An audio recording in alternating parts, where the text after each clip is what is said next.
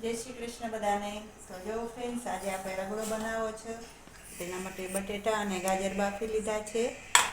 અહીં આદુ લસણની પેસ્ટ છે, સમારેલું મરચું, વટાણા બાફી લીધા છે, ટામેટાં સુધાર લીધા છે, કોથમરી સુધાર લીધી છે, અને અહીંયા ચણા બાફી લીધા છે કાબોલી, અને અહીંયા ડુંગળી ઝીણી સમારી લીધી છે. તો હવે આપણે ગેસ ઉપર તપેલી મૂકી દીધી છે તાપવા, અને હવે આપણે નાખીશું 2 પાવડા તેલ.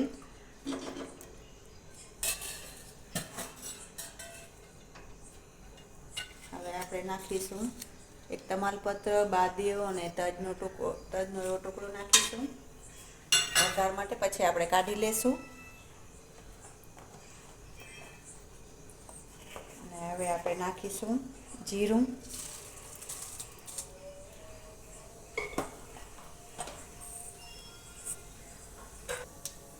તો ફ્રેન્ડ્સ જીરું કકડી ગયું છે. હવે આપણે નાખીશું હિંગ, લીલું મરચું, અને થોડી વઘાર માટે એવી આપણે ડુંગળી નાખીશું. હવે આપણે તેને બરાબર સાંતળી લઈશું.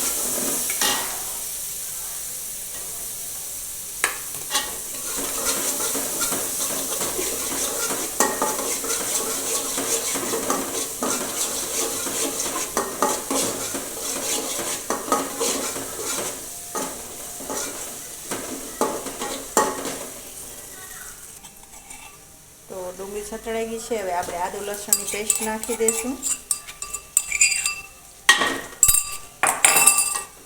થોડી વાર માટે આપણે તેને સાંતળી લઈશું.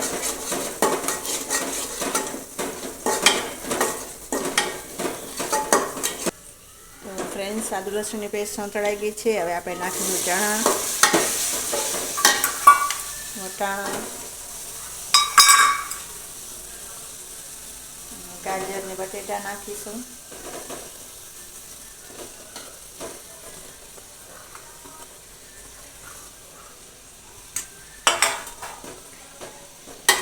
તેને બરાબર મિક્સ કરી લેશું.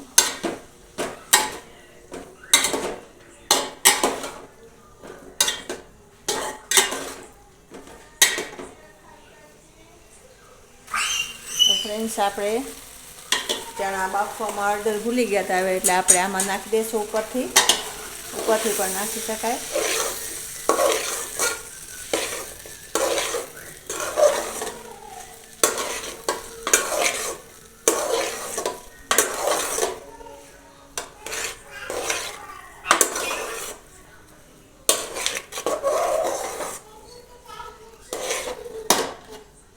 હવે આપણે પાણી નાખીશું.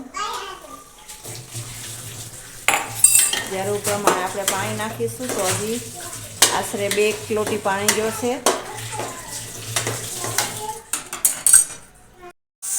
તો જો ફ્રેન્ડ્સ, અહીંયા બધા આપણે હળદર, લાલ મરચું, ધાણા પાવડર એડ કરી દીધા છે, નમક નાખી દીધું છે. ને હવે થોડોક આપણે આંબલીનો રસ નાખીશું ખટાશ માટે.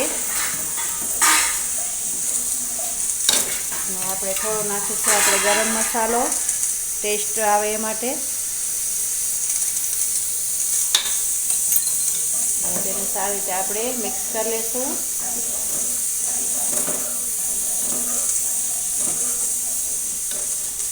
તો તમે જોઈ શકો છો કે આપણે રગડામાં પેટીસ નથી બનાવી, અને પાઉં નાખીશું. તો પાઉંના નાના નાના એવા કટકા કરી લીધા છે આપણે.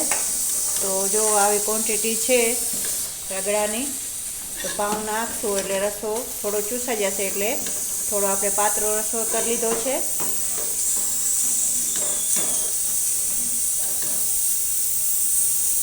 તો ફ્રેન્ડ્સ, અહીંયા આપણો રગડો બનીને તૈયાર છે. તો આપણે ડીશમાં સર્વ કરીશું. તમે જોઈ શકો છો કે આપણે ડીશમાં લઈ લીધું છે.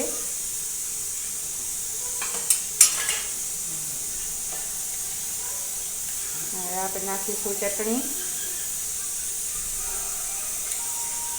ટામેટાં, ડુંગળી,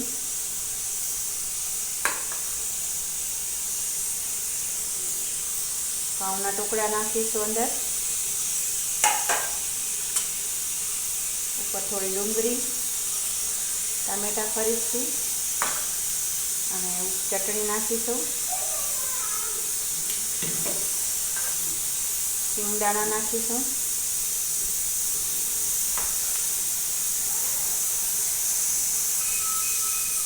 સેવ ઉપરથી નાખીશું, થોડી કોથમરી એડ કરીશું. તો ફ્રેન્ડ્સ, તૈયાર છે આપણો ચટપટો ખાટો મીઠો રગડો. તો ફ્રેન્ડ્સ, આશા છે કે તમને મારો વિડીયો ખૂબ પસંદ આવ્યો હશે. તો મારી ચેનલમાં લાઈક ને શેર સબસ્ક્રાઈબ કરવાનું ભૂલતા નહીં. જય શ્રી કૃષ્ણ બધાને.